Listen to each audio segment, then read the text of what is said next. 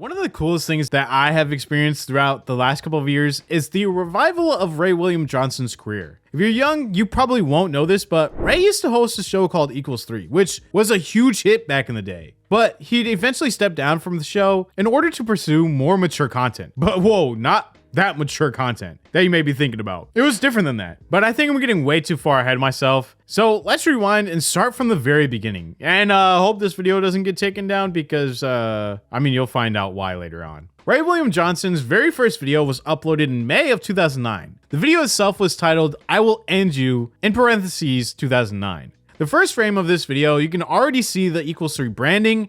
People loved that logo, including myself. These videos where Ray would sit in his dorm room reacting to random videos that he found on the internet was unheard of for the time. You have to remember that 2009 were the newborn years of YouTube, but Ray pioneered a whole new genre onto the site. Like I said, at first, Ray was in his dorm room, but eventually the show got so big that he moved to an actual set with even better lighting. Here he was able to show his true self, and what stood him out compared to the others was that Ray added in skits throughout his videos. He'd also do a ton of jump cuts, which kept the viewers entertained. The videos that were posted back in the late 2000s and early 2010s were always short and were barely ever longer than 10 minutes long. These =3 videos were short and simple, and it made it so easy to binge watch a ton of videos whenever they'd come out. And throughout the years, the sets would always change. Ray would add more to his skits, and he would have a ton of celebrity guest appearances on the show as well. It seemed like everything was doing great. Ray was killing the game, racking in millions of views per upload, and at the time, it was unheard of to have one video get over 2 million views. But Ray was constantly getting videos over 5 million views.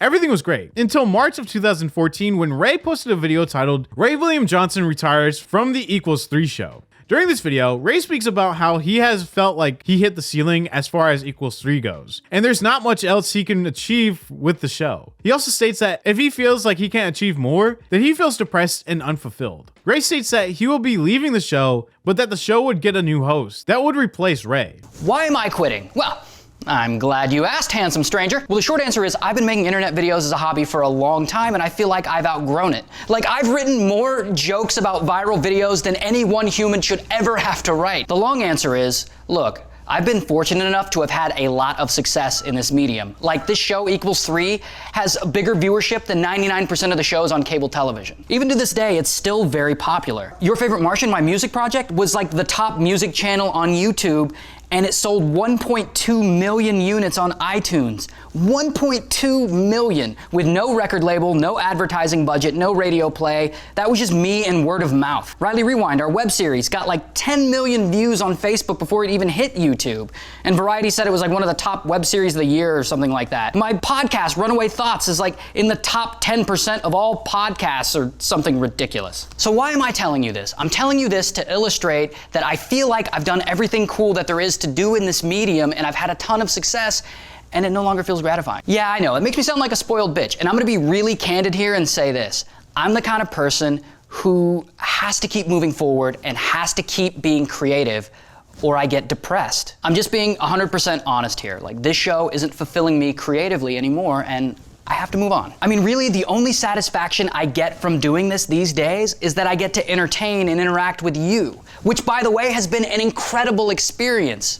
I feel so grateful that you even give a shit enough to watch this. Like, I feel like some sort of pageant queen in all this. Like, I can't believe you chose me. So where do we go from here? Well, first of all, remember, I'm retiring as host of =3. I'm not retiring from life. Honestly, when junior year of high school me saw this video, I was pretty sad. And I grew up watching =3, and even though it was edgy and sometimes more cringy than funny, I still enjoyed it. And I wasn't sure if I would enjoy it without Ray being the host of the show. Now, it took a couple of months for the show to come back to uploading, and a new host was eventually found. His name was Robbie Motz. I actually found him pretty entertaining, and it was a good replacement for Ray. Even regular viewers liked him too, with comments like, "I like the new guy. He is so awesome. We can keep him. He. But really, I LOL'd a few times and he seems really goofy yet cool. Maybe use some makeup though to even out the skin tone. Just an honest suggestion. Yay! Oh my goodness.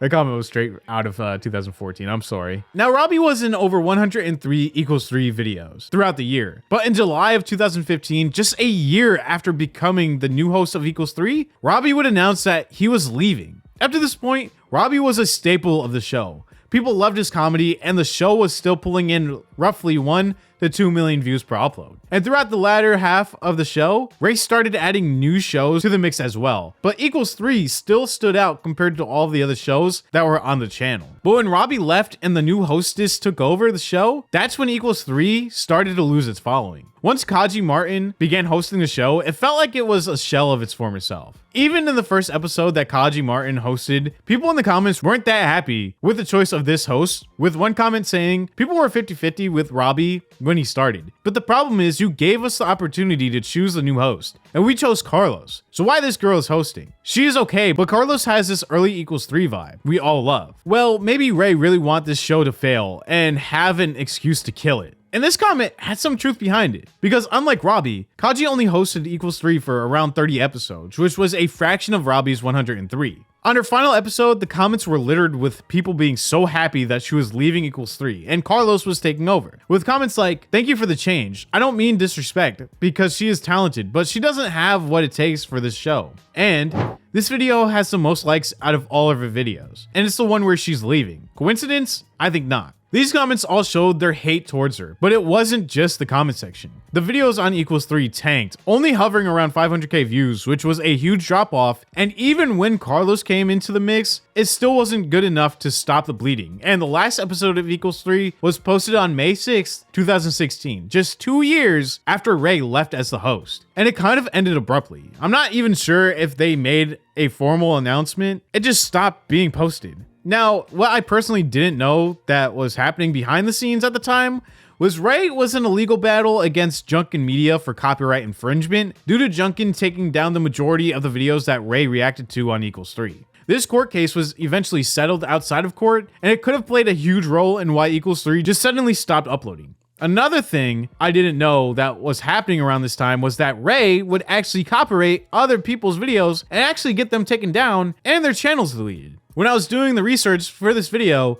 I was happily doing it, excited to make this video because I really like Ray William Johnson, but I stumbled upon Turkey Tom's video titled Ray William Johnson's Rampant Copyright Abuse. Now, not only was this ironic for Ray William Johnson to play a part in because his own videos were claimed, but he was actively getting people's videos taken down and obliterating channels who don't even have a following. These channels made parodies of Ray's videos, which were protected under fair use. But Ray would continue to take them down by downloading their video and uploading it onto his channel, setting it to private, and then he'd make a claim against that smaller channel saying that they took his video.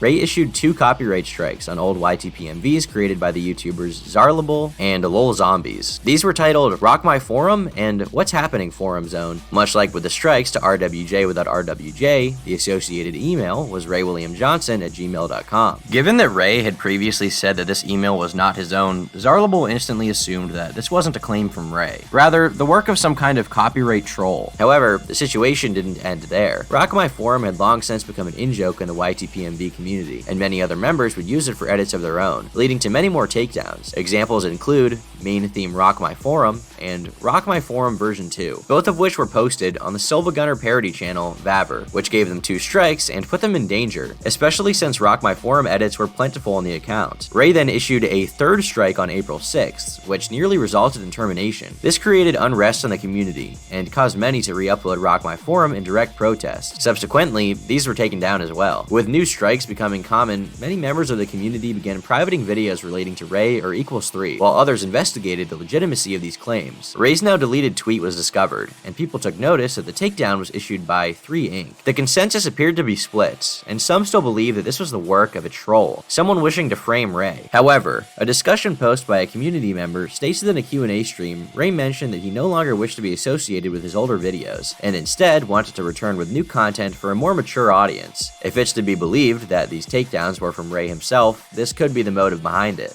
But the most compelling piece of evidence was that in these claims, Ray is listed by name as the claimant, and that the email was tied to other things that correlate too strongly with Ray to be a coincidence.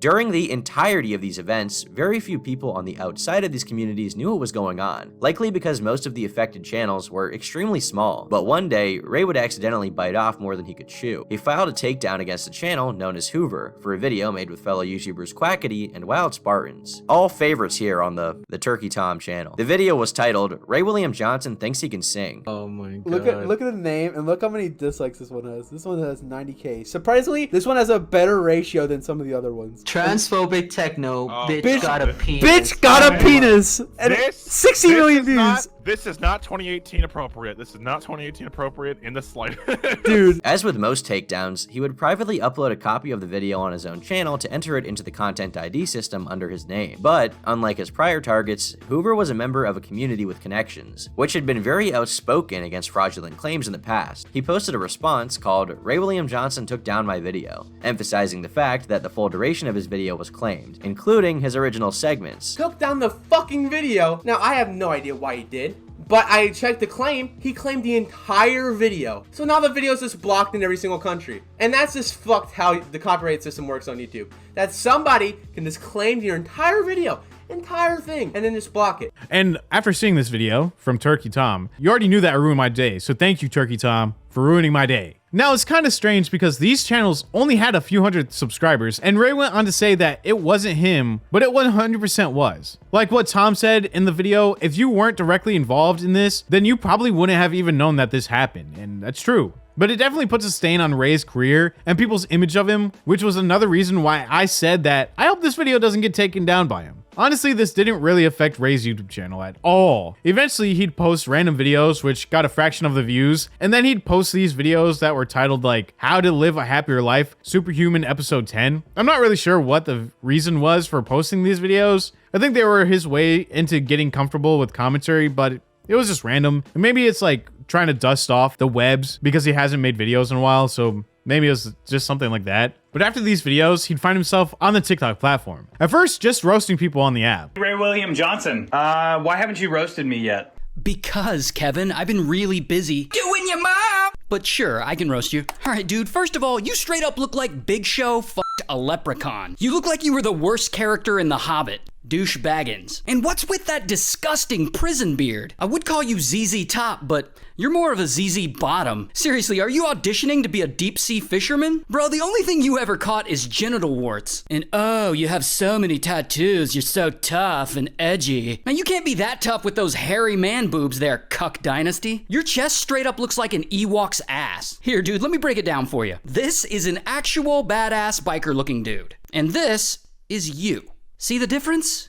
All right, there's your roast, Kevin. I hope you liked it. You seem like a good dude. And hey, congrats on the pregnancy, man. That's really cool. You know, I was gonna tell you that you look like a lumberjack, but the last time you cut wood, it's because you were using too much teeth.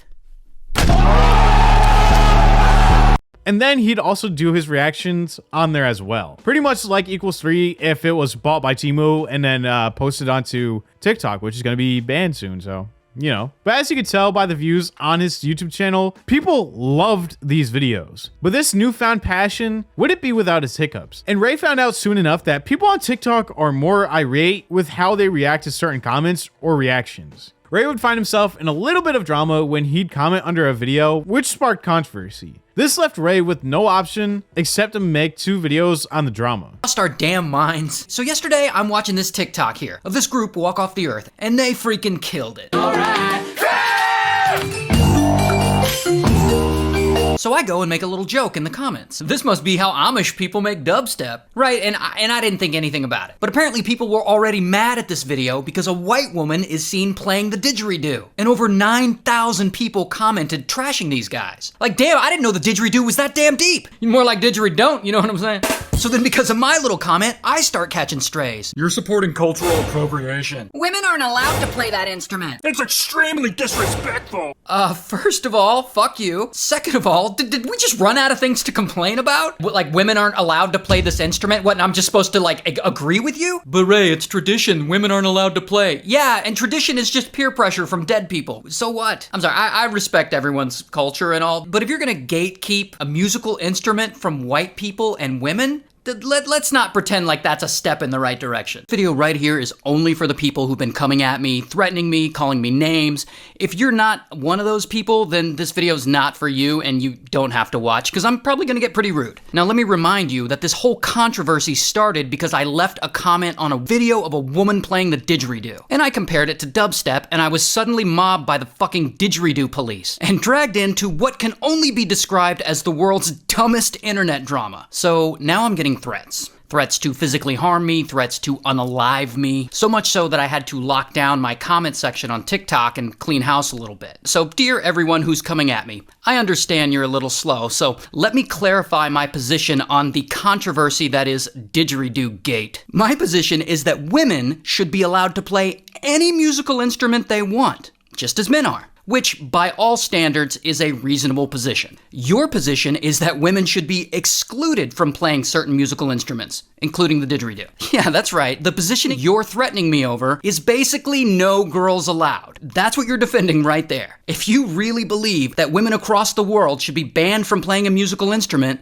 then you're what ancient scholars and scientists would refer to as an asshole. Because telling a woman that she's not allowed to do something because she's a woman is something that assholes do. And thousands of you can keep telling me that I need to do my research, which I always do. I totally understand that a lot of people don't want women playing the didgeridoo because of tradition or cultural norms or religious reasons. I get that. But that doesn't automatically make it okay. We can all sit here and think of terrible things done in the name of tradition or cultural norms or religion. So I would say that argument's pretty weak. And sure, people can have whatever rules they want in their own little bubble. I respect that. Hell, I want people to have their own rules. But once you step outside that bubble into the broader world, it's a different ballgame with a different set of standards. One of those standards being equality. And the many different indigenous tribes across Australia, or mobs, don't all feel the same way about this issue because they're not a monolith. So a large portion of the people you're claiming to defend don't even agree with you. And you would know that if you had done your research. And before you get all mad and call me a white colonizing whatever again, I never claimed to be white. So feel free to eat the biggest bag of delicious honey glazed dicks. And if that offends you, good. I hope this does too. And there's another one, and that one, and her. You like that, huh? You want some more of that? Is that what you want? You want more? Look at it. Yeah, those are women playing the didgeridoo. And there's nothing you can do to stop them. Isn't that wonderful? And if you think I'm not qualified to be talking about this issue, yeah, you're probably right. So then how does it feel to be bested by someone who isn't even qualified to talk about the issue? You feel like a clown? You should. So don't threaten me over my position. Don't threaten anyone. It's childish. And for those of you who are screaming at me to apologize for my oh so edgy statement of women should be allowed to play any instrument they want, no, I won't apologize because I'm not sorry, and I never will be. So, didgeridoo yourself a favor and fuck off. After this, videos continued like normal, but then he'd get into even more drama when he posted a video saying that he never wanted to have kids and got a vasectomy, which had people in the comments in an uproar. It's also because I think he posted this video on Facebook as well. People on Facebook are really old people, so they freak out whenever they hear anything like this. I got the shit kicked out of me. I made a video talking about my decision to never have kids. Like, parenting is just not for me. And my audience beat the hell out of me. Because this is how people react when you tell them you don't want kids. Wait till you get to your 60s. You will regret it. That video was lame, bro. Why even post that? See these are the responses I got. Yikes, that's so sad and stupid at the same time. Why? Why do people feel so personally attacked by my life choices? What a dumbass. I've always liked this guy, but I lost all respect. That's okay, sir. Your respect isn't worth anything. Absolute asshole. Remember, all I did was make a video explaining why I don't want to be a parent. I didn't trash parenting. It's just why I don't want to do it. Tell me you're a loser without telling me you're a loser. Grow the f*** up, LOL, you crybaby. Imagine being a man and being so uncontrollably upset that another man doesn't want to be a parent. Eventually, Ray started to make videos exclusively about terrible people like murderers or kidnappings or robberies. These videos started to become Ray's bread and butter, and with the help of AI, he was able to churn these videos out like it was nothing, eventually getting him a follower count on TikTok of over 16 million followers. His strategy was new and his delivery was more mature than his Equal 3 counterpart, which led more people to love his content. It was much more than the immature videos that he'd made back 10 years ago. More recently, Ray has actually found himself in a legal battle with someone who owns a mega church in the Philippines. Here's some of the backstory. On October 10th, 2024, Ray posted a video about this guy named Apollo and how he did some really seriously terrible things to people within his cult and how he kind of like acted like he was some type of god. It was very strange. About 2 months later, out of nowhere, Ray would get an email stating that Apollo would sue Ray if he didn't take the video down and apologized for making the video in the first place. Ray would post this video in retaliation, which was pretty badass. So this guy is me. And I'm being threatened with a lawsuit. Let me explain. A few months ago, I told a story about this turd, Apollo Poolboy, or whatever the hell his name is. In case you forgot, he's the guy from the Philippines who claims that he's the son of God. And he started his own church, and he got really rich off of it, and apparently he started sexually abusing his followers. Then he became wanted in 2 different countries, and then, bam, he gets arrested. Here's his mugshot, and now the man who claims to be the son of God is sitting in jail in the Philippines. So a few months ago, I told this story, and I outlined a lot of the crimes he's being accused of, and then I moved on to the next story, and I didn't really think anything about it. Sometime later, I check an email account that I check like once every 6 months, and I see that I got an email from a law firm in the Philippines stating that they represent Apollo. And they sent me this very long and detailed demand letter telling me basically they're going to take legal action against me, probably sue me, if I don't not only take down my video, but they're insisting that I make a public apology. Now, I haven't replied to this email, so consider this video my official response to Apollo's legal threat. Dear Mr. Apollo, first of all, fuck you. Second of all, I understand you threatening people probably works well for you most of the time. I mean, you're a powerful man. You have a lot of influence in some circles. I get it. I also understand that you and your church are very wealthy. Like you own your own broadcasting network, you own a private jet, a personal helicopter. You own a church compound with an arena that's so massive it seats 75,000 people. Which means when it's done being built, you will own the largest indoor arena in the world. You have an estimated net worth of $100 million. I get it. We all get it. You've gotten very, very rich off of your religion. Here's the thing, though. Your wealth doesn't scare me. Just because you have money doesn't make you untouchable. See, where I'm from, we're very big on our freedom of expression. And if the FBI is accusing you of all these crimes, and the Filipino government is also accusing you of all these crimes, then I reserve the right to make a video about said crimes. In fact, I'm not saying anything about you that the FBI's most wanted poster of you isn't already saying. Like, for example, that you engaged in stalking by force, fraud, or coercion. Or that you engaged in stalking of children. Or how about the 74-page grand jury indictment that outlines all these crimes you're being accused of, including fraud or coercion and sex of children. You're basically the Filipino Diddy. So no, Mr. Poolboy, not only am I not going to take down my video, I might just go ahead and post it again, twice, just to show you that I'm not afraid of you. And as far as me making a public apology goes, oh, I got your public apology. I wrote it down and filed it away right in my ass. So go ahead, file your lawsuit. I'll be here waiting, ready to publicize the whole thing and remind the world each time exactly what you're being accused of. Because you will never, never stop me from talking about the awful things that you've done. Good day, sir.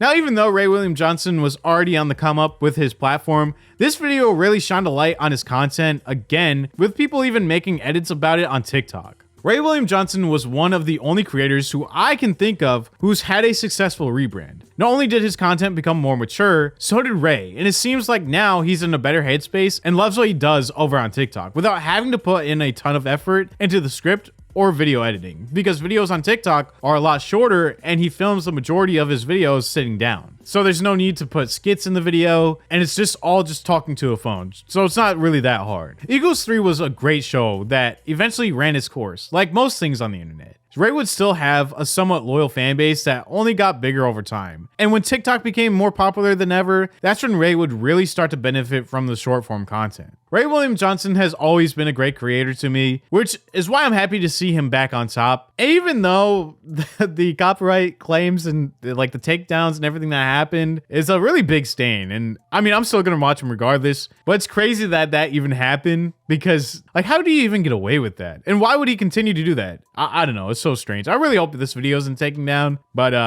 yeah. Let me know in the comments down below if you like his new style of content, and we can talk about it. While you're down there, leave me suggestions on other creators I should look into, and also leave a like and subscribe to get us a little bit closer to 200,000 subscribers. Thank you again for watching, and I will see you in the next video.